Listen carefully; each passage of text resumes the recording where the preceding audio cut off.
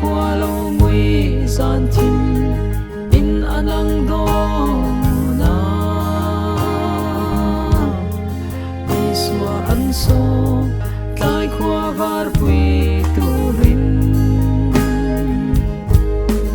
kan ne na om ta che khoa tlai don ta e tai ni ko la aliam don hi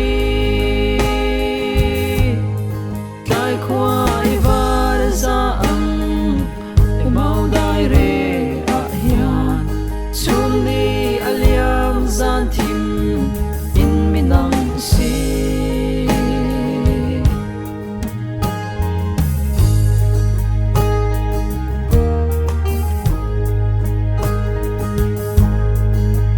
chuan an hne na che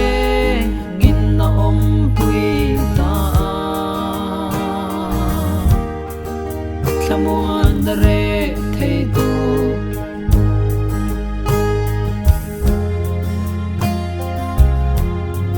an zinga che ngin na om pui ta kan hne na om ta che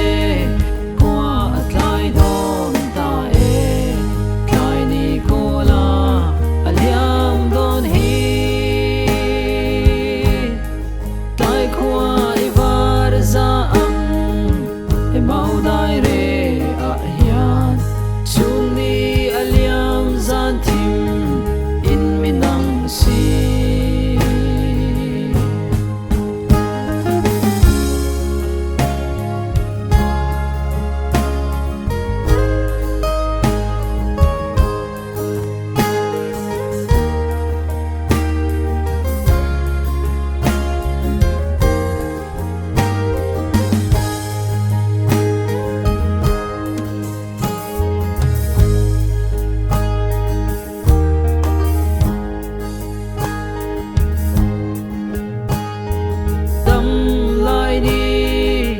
tlak mange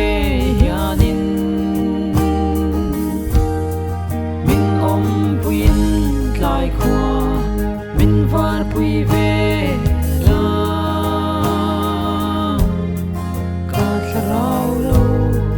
ngagro ilal isua kan ne na om ta che kwa tlai don ta e aliam don hi tlai khua I var za ang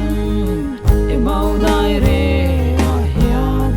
chum ni aliam zan thim in minang si kan ne na om ta che khua